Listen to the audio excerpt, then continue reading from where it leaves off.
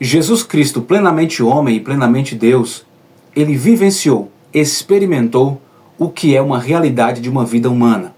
Aqui na terra, Jesus teve fome, sentiu sede, passou por momentos de aflições.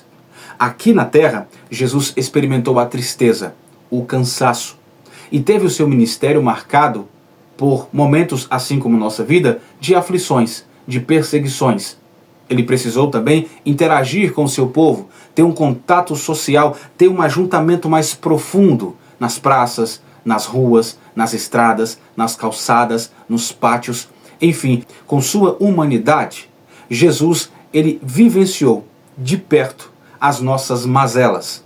Ele assim pôde se identificar com as nossas dores, com as nossas dificuldades, com as nossas aflições, tornando-se o nosso sumo sacerdote, porém não alguém que está distante, um sumo sacerdote que experimentou o que é viver aqui como um ser humano.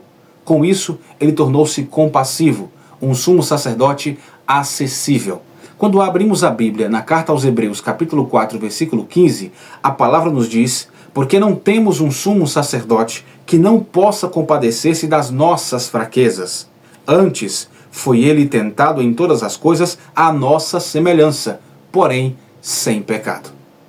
Esse que viveu conforme a nossa semelhança aqui na terra, ele foi sem pecado, mesmo vivendo uma vida de um ser humano.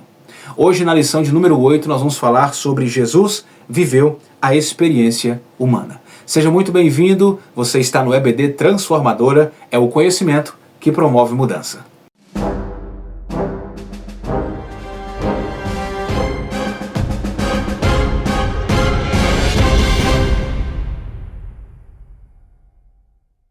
Meus queridos alunos da nossa EBD Transformadora, seja muito bem-vindo. Estamos aqui mais uma vez com muita alegria no coração para juntos estarmos discutindo mais um texto abençoado.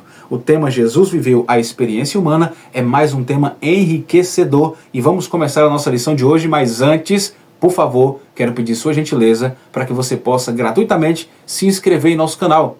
Se inscreve aqui rapidamente, coloca aqui no sininho também que você quer receber os próximos vídeos, nós postamos todos os dias aqui, tá? Aproveite a caixa dos comentários para comentar o que você quiser e já deixa o like para nos ajudar para que esse canal continue aqui de pé e ativo, trazendo sempre boas novas, Evangelho, EBD, Palavra de Deus, todos os dias para alimentar o nosso espírito. Jesus viveu então a experiência humana. O nosso texto áureo está no Evangelho segundo Mateus, capítulo 4, versículo 23, que diz: E percorria Jesus toda a Galileia, ensinando nas sinagogas e pregando o evangelho do reino, e curando todas as enfermidades e moléstias entre o povo.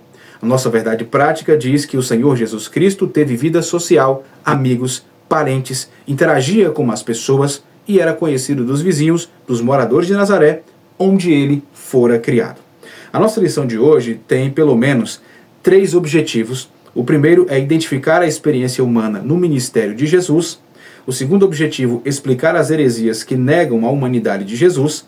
E o terceiro objetivo é reconhecer como estas heresias se apresentam atualmente. O nosso texto da leitura bíblica em classe são 2 textos, na verdade, João capítulo 1, 43 a 51 e Mateus capítulo 26, versículos 37, 38 e 42. Não vamos ler para que a nossa aula não fique muito extensa nesta oportunidade. Vamos direto ao assunto? Vamos para a nossa introdução.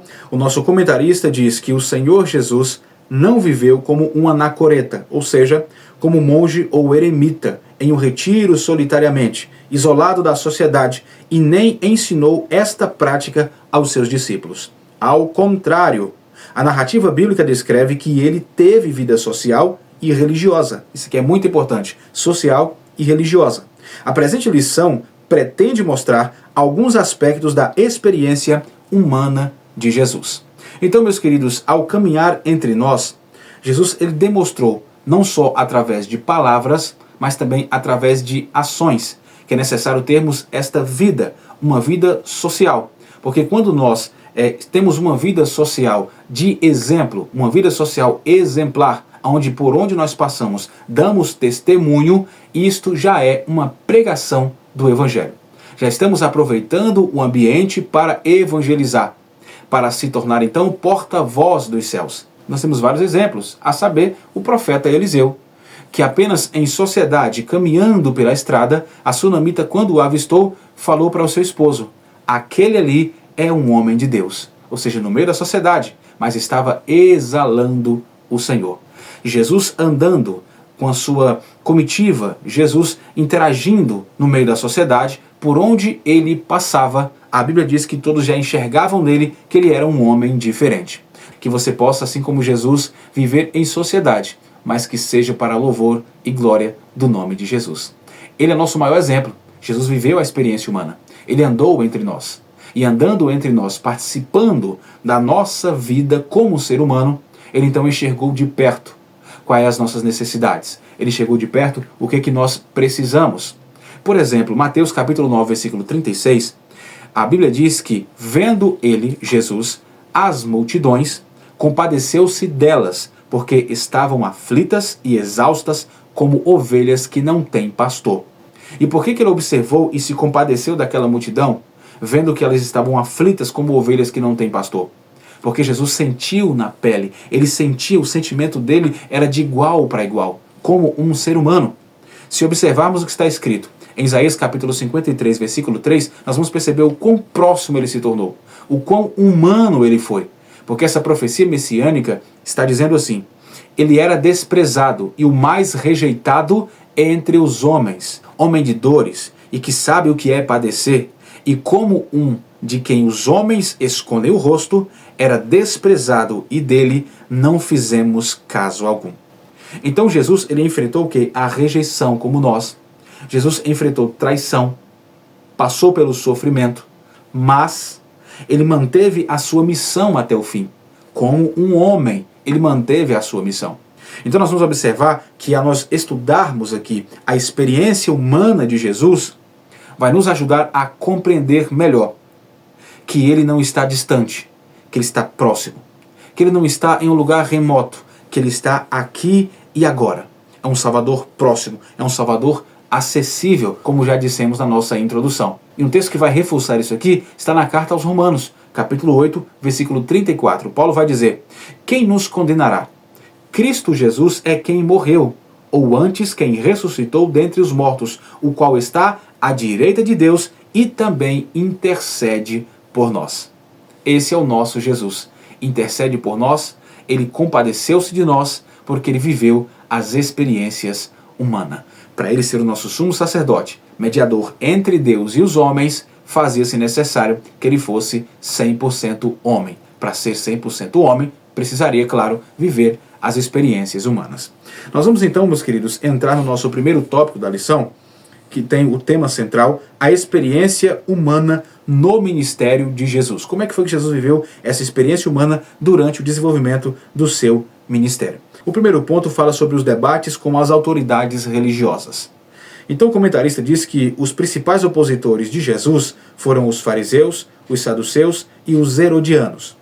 Esses debates revelam o ensino de Jesus sobre a ética, os princípios morais e as responsabilidades civis que nós também devemos ter.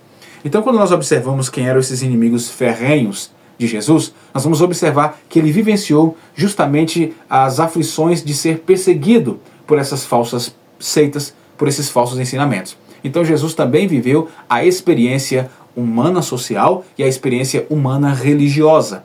E no quesito religioso, Jesus teve que enfrentar alguns opositores. Nós vimos aqui os três grupos principais, que são os fariseus, os saduceus e os herodianos. Qual é a grande diferença? Então, primeiro aqui, nosso comentarista traz os fariseus. Quem são os fariseus? É um grupo religioso mais extremista, né? Era um grupo em que eles se baseavam na interpretação das leis, porém, eles colocavam em pá de igualdade, ou até com um poder de responsabilidade maior, as tradições orais dessa lei.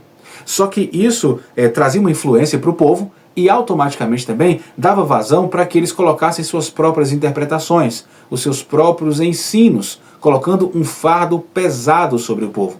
E Jesus, vendo aquilo ali, ele passou por esta experiência, esse senso de justiça, de dizer para o povo: me sigam, porque o meu jugo é suave e o meu fardo é leve, não é como o dos fariseus. Eles então traziam para o povo um fardo pesado e isso trazia junto consigo uma carga de hipocrisia. Como o próprio Jesus falou: não façam como os fariseus, que falam, mas não fazem.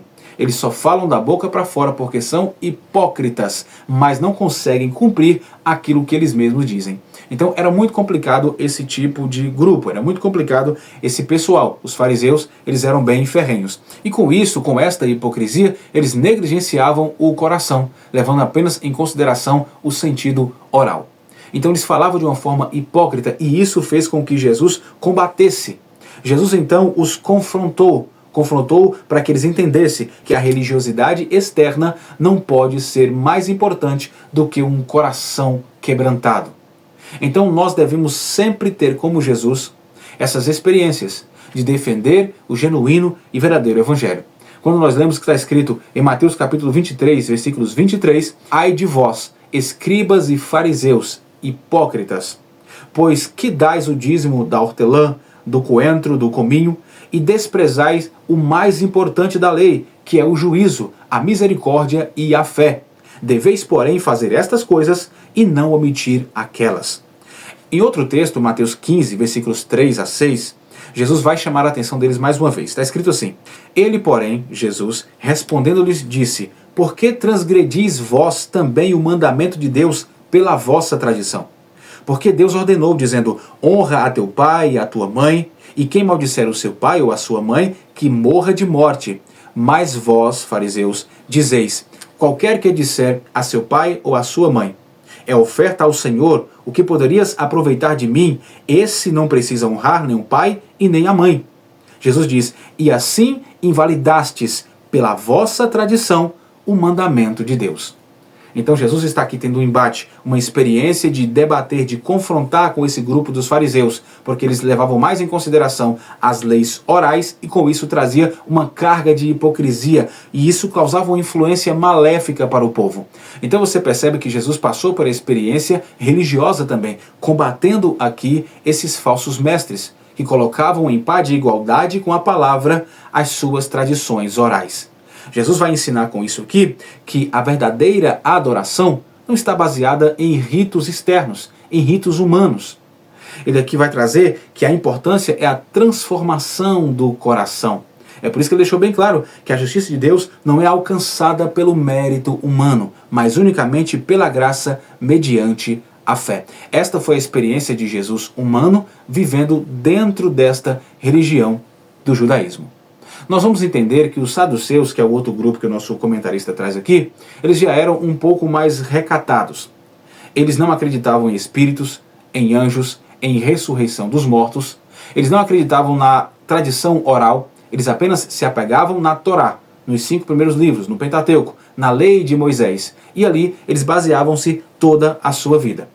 Atos capítulo 23, versículo 8, quando Paulo vai ter a sua defesa, ele fala justamente sobre isso com os saduceus. Olha o que ele diz: porque os saduceus dizem que não há ressurreição, nem anjo, nem espírito, mas os fariseus reconhecem ambas as coisas. Essa é a diferença. Os saduceus apenas a lei de Moisés, os fariseus a tradição oral. Os saduceus não acreditavam em anjos, em espírito, não acreditavam na ressurreição, ao contrário dos fariseus que acreditavam nisso. Porém, ambos eram facções religiosas. Ambos tinham a sua visão da mesma palavra. E Jesus, vivendo a experiência religiosa, ele estava aqui combatendo e estava confrontando, trazendo às claras, de fato, o que é ser aquele que agrada a Deus, humanamente falando. Jesus nos deu o maior exemplo. Então, os saduceus, eles tentaram por vários momentos ridicularizar Jesus. Por vários momentos, pegar Jesus de surpresa, para tentar desmascará-lo. Hipoteticamente, eles trouxeram uma história para Jesus, dizendo, é o seguinte: se alguém morre e a sua esposa fica para o seu irmão, e se esse irmão também morrer, e o outro ficar para o outro irmão, e assim passarem 7 irmãos, essa mulher teve 7 maridos. Quando ela morrer, qual desses maridos será o marido verdadeiro dela, já que ela teve 7? Olha como eles estavam tentando sempre apanhar Jesus, sempre pegar Jesus de surpresa. É a experiência vivida por Jesus, experiência humana, das mazelas, das perseguições, das intrigas, dos levantes que eu e você passamos todos os dias. Olha a resposta cirúrgica de Jesus em Mateus capítulo 22. E Jesus respondendo disse-lhe: errais, não conhecendo as Escrituras e nem o poder de Deus. porque na ressurreição nem casam, nem se dão em casamento, mas serão como os anjos de Deus nos céus. E acerca da ressurreição dos mortos, não tendes lido o que Deus vos declarou, dizendo: eu sou o Deus de Abraão, o Deus de Isaque e o Deus de Jacó? Ora, Deus não é Deus de mortos, mas é Deus de vivos. O nosso Jesus sempre nos dando exemplo, que aqui nós vivemos uma vida social, também uma vida religiosa. Era o que Jesus estava aqui nos ensinando. Então ele vai mostrar para a gente que a vida eterna é uma realidade fundamentada nas Escrituras, porque ele disse para os saduceus: errais, por quê? Porque não conheceis as Escrituras. Então quer ter uma vida social como testemunho de sucesso? Quer ter uma vida religiosa como testemunho que louva a Deus? Sagradas Escrituras. Tanto para a sua vida social, quanto para a sua vida religiosa, você precisa sempre da palavra de Deus. Esse é um dos maiores exemplos que Cristo nos deixou como ser humano, né? Então nós temos outro grupo também, que é o grupo dos herodianos. Esse grupo dos herodianos também era um grupo religioso, porém era uma facção política. Eles eram favoráveis a Herodes, o rei Herodes. Eles sempre chamavam a atenção do povo para que eles colaborassem, para que contribuíssem com os impostos. E eles viam Jesus como uma ameaça, porque Jesus falava sobre o reino, falava sobre o reino vindouro. E isso o caracterizava como alguém que falava de um outro império. Ao invés de seguir as cartilhas de Herodes, contribuindo assim com o Império Romano, tem alguém que está falando sobre um outro império. E isso servia como uma ameaça. Servia para eles como uma nuvem de uma instabilidade futura, uma instabilidade política.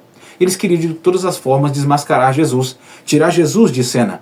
Nós passamos por isso, principalmente neste mundo, o mundo da disputa da política, o mundo da disputa de um lugar de destaque. Alguém sempre está querendo colocar o outro para trás para querer se sobressair. Jesus viveu estas experiências também.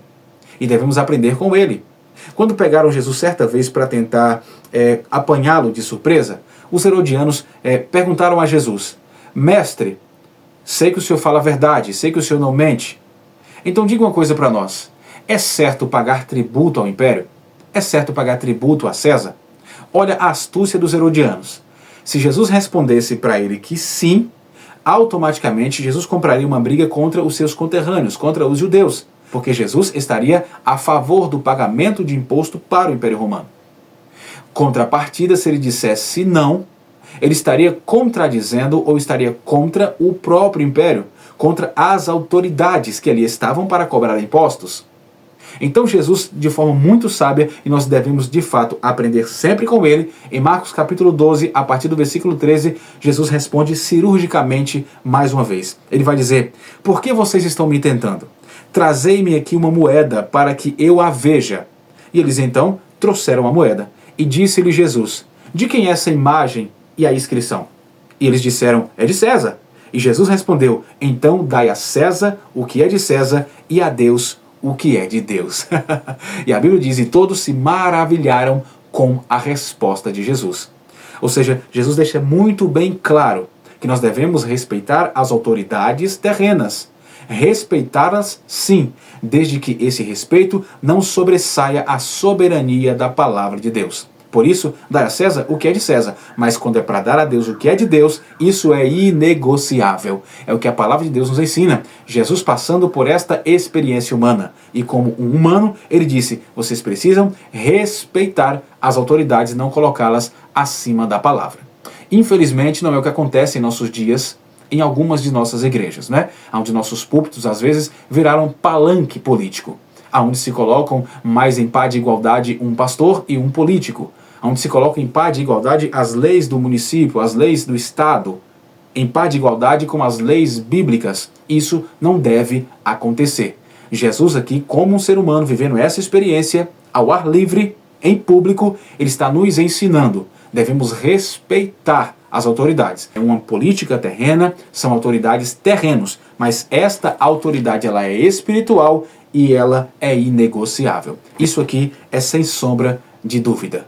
Então dai a César o que é de César e dai a Deus o que é de Deus. Respeitem os políticos enquanto políticos, mas a casa de Deus, a palavra do Senhor, o ambiente de Deus, respeitem. Dai a Deus o que é de Deus. Então você percebe claramente que Jesus está aqui vivendo uma vida social e religiosa. Social no meio da multidão, ao ar livre, e religiosa debatendo contra os saduceus, contra os fariseus e contra os herodianos. A vida social e a vida religiosa de Jesus é o segundo ponto desse primeiro tópico. E o nosso comentarista diz assim: o mestre participava de uma vida social intensa. A escolha dos seus discípulos, por exemplo, como Filipe, André, Pedro, Natanael, aconteceu em um ambiente entre amigos. Então Jesus tinha um ambiente de amizade. Jesus tinha um ambiente de amigos como eu e você também temos. Ele teve essa experiência de ter uma amizade, alguém para estar junto, alguém para estar perto. Como, por exemplo, Jesus ele foi até Betânia visitar Marta, Maria e Lázaro, que era o seu amigo.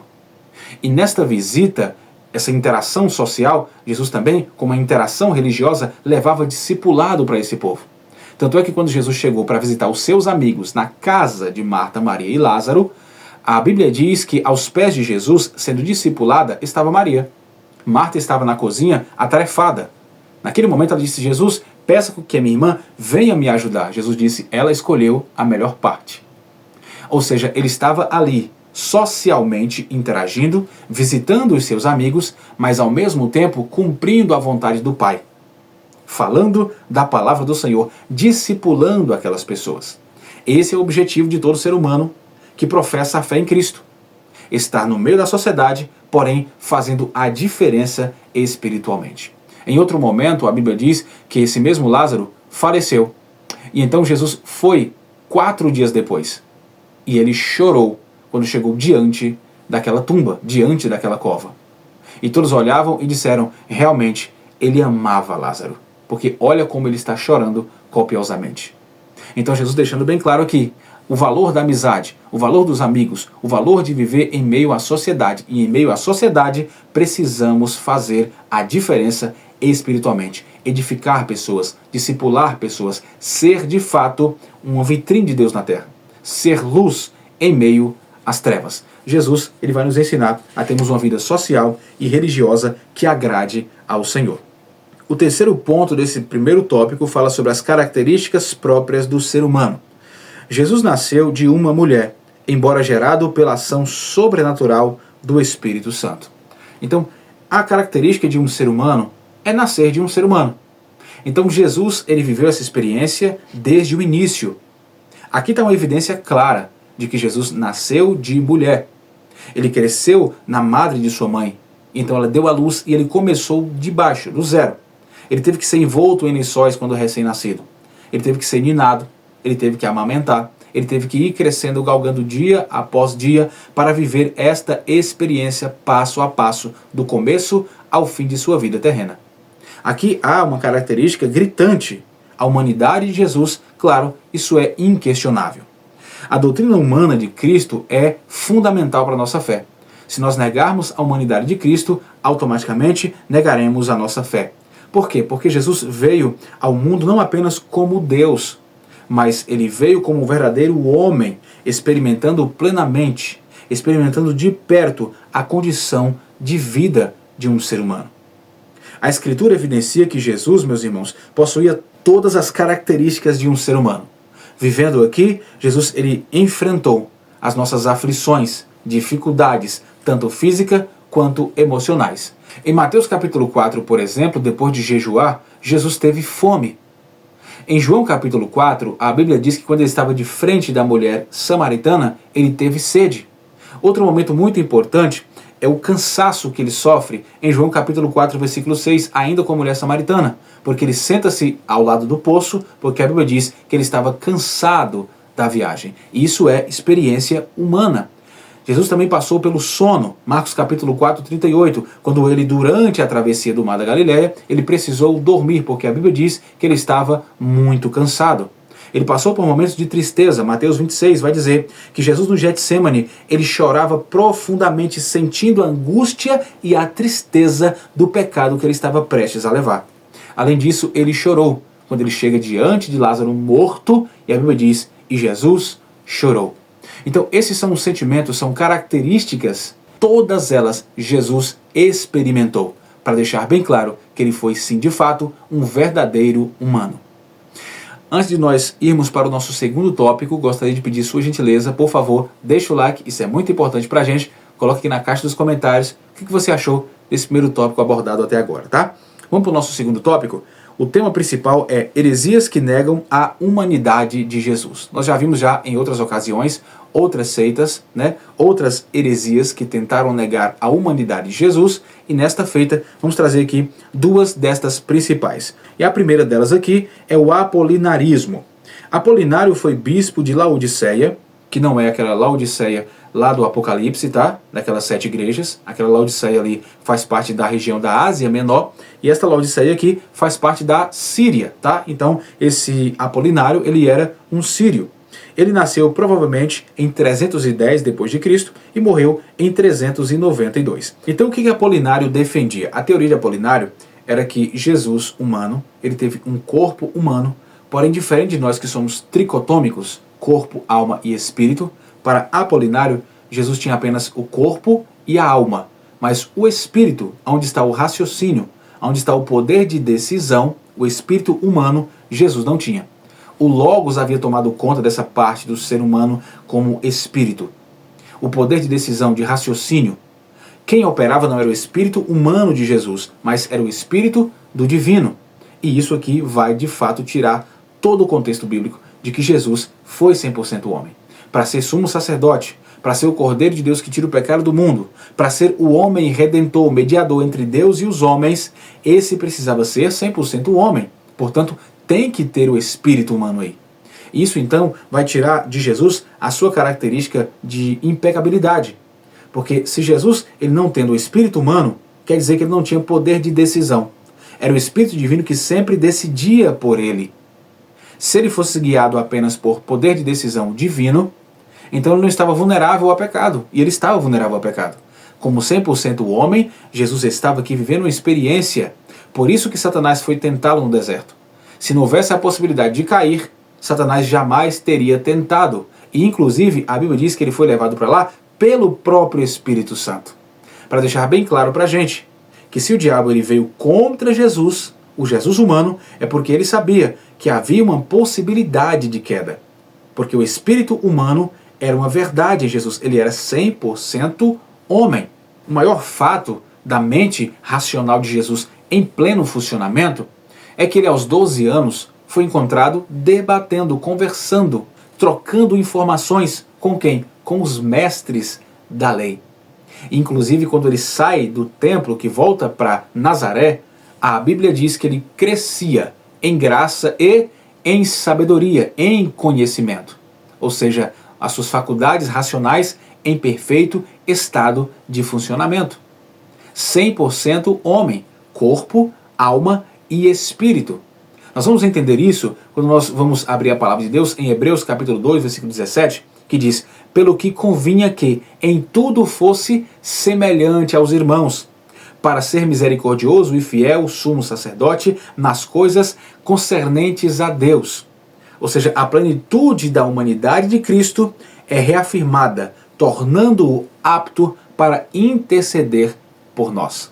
Por que isso? Porque ele viveu de fato uma experiência 100% humana. Então qual foi a reação da igreja? Qual foi a resposta da igreja nesta época para Apolinário, para destruir esta heresia de que Jesus não tinha um espírito 100% humano? O segundo ponto desse segundo tópico fala sobre a reação da igreja naquela época. A humanidade plena de Jesus está clara no Novo Testamento, que fala do corpo físico de Cristo, e também da alma e também do espírito. Esta humanidade de Jesus é igual à nossa. A diferença é a sua impecabilidade. Do resto, somos e vivemos do jeito como ele viveu. A diferença é que ele não pecou, nós já nascemos na condição de pecado. Por isso que ele não foi concebido pelo seu pai e sua mãe terrenos, mas sim pelo Espírito Santo no ventre de Maria. Maria ali carregou Jesus. Maria ali foi o viés pelo qual o Filho de Deus veio ao mundo. Então, sem pecado ele veio ao mundo, e sem pecado ele viveu, e sem pecado ele morreu. Então é isso que vai diferenciar, porém, as experiências, as vivências humanamente falando, ele passou por todas elas. Por quê? Porque ele é verdadeiro homem. Porque Jesus, de fato, viveu a experiência humana. A carta a Timóteo, a primeira carta, capítulo 2, versículo 5, Paulo diz: porque há um só Deus, um só mediador entre Deus e os homens, Jesus Cristo, homem. Ou seja, esse texto vai reforçar que Cristo, sendo verdadeiramente homem, então ele pode apresentar a humanidade diante de Deus. O papel do sumo sacerdote era levar os pedidos do povo para Deus, levar as queixas do povo diante de Deus. Era aquele que intercedia pelo povo, o mediador é isso. E Jesus, para ser o mediador entre Deus e os homens, faz-se necessário que ele fosse homem. Por isso que o escritor a Timóteo, que é Paulo, vai dizer que um só Deus, um só Senhor, Jesus Cristo, homem. Glória a Deus. Ou seja, aquele que é mediador entre Deus e os homens. Uma outra heresia que nós temos aqui é o monotelismo. Esse monotelismo surgiu por volta do século VII pelo bispo Sérgio, que era lá de Constantinopla. E no século VII ele saiu com esta teoria.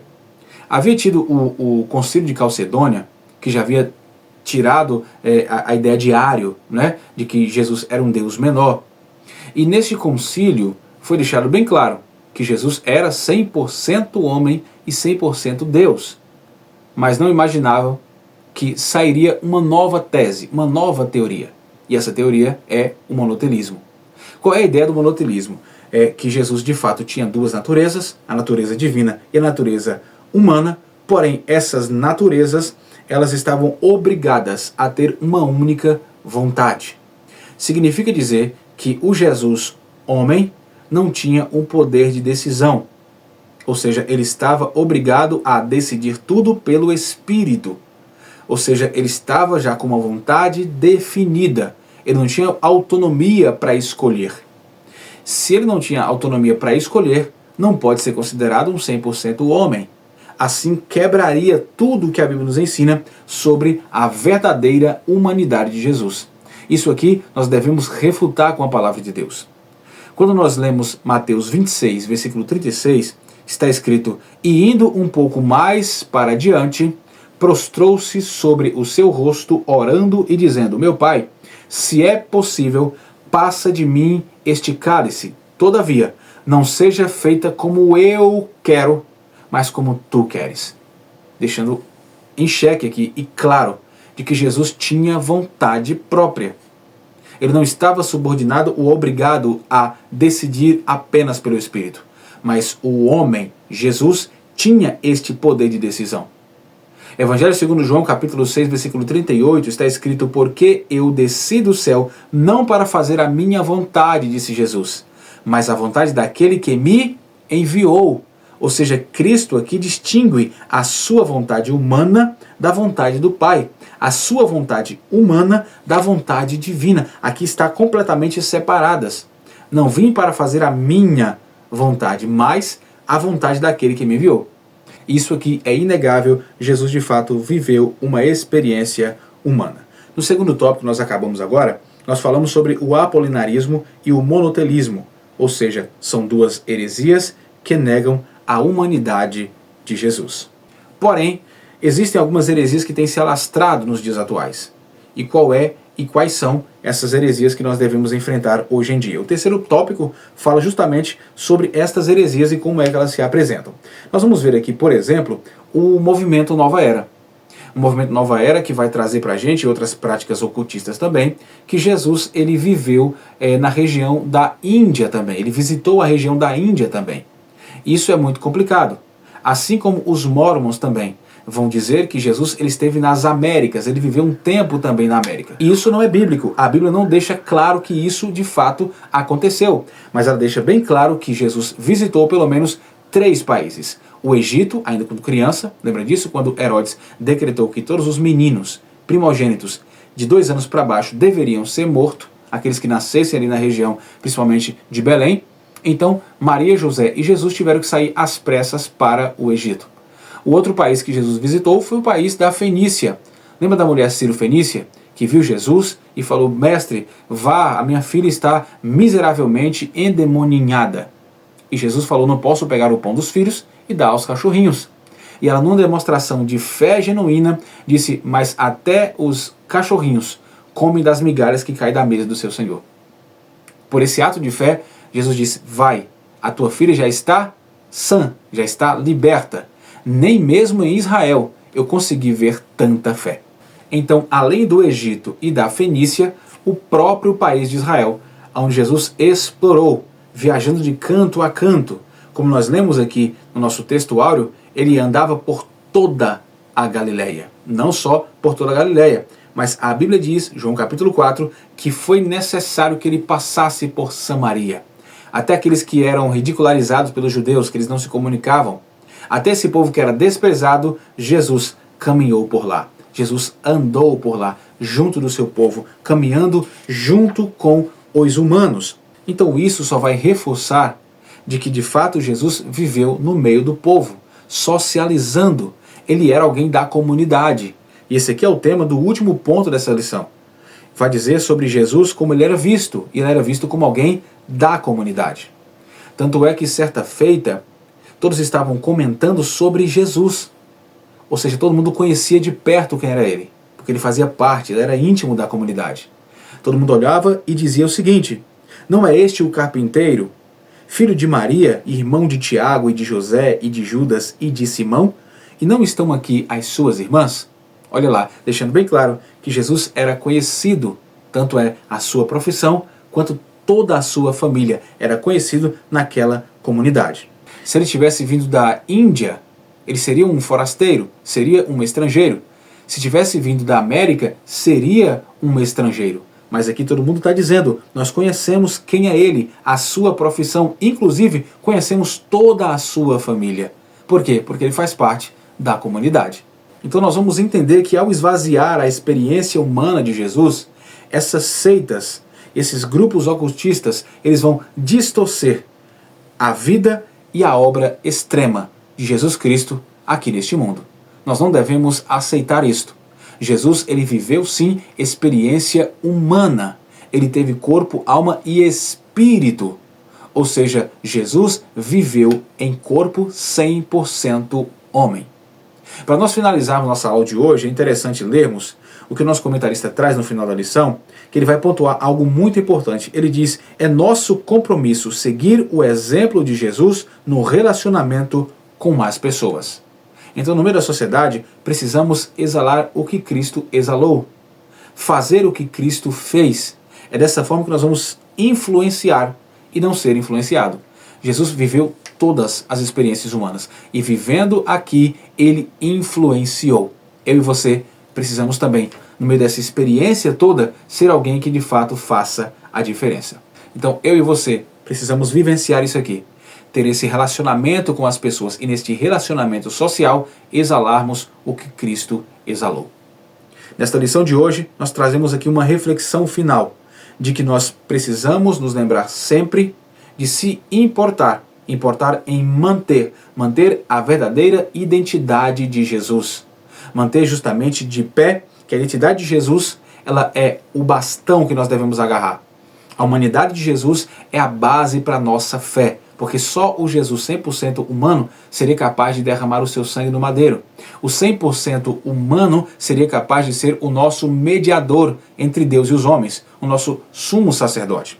Hebreus capítulo 2, versículo 18 está escrito, porque naquilo que ele mesmo sofreu, tendo sido tentado, pode socorrer aos que são tentados. Então as suas duas naturezas, a natureza humana e a natureza divina, isso aqui é a base da nossa fé. É aqui que nós encontramos conforto, esperança e auxílio para as nossas vidas. Então, viva em comunidade, viva socialmente, mas viva sempre como Jesus viveu, para fazer a vontade de Deus e do Evangelho.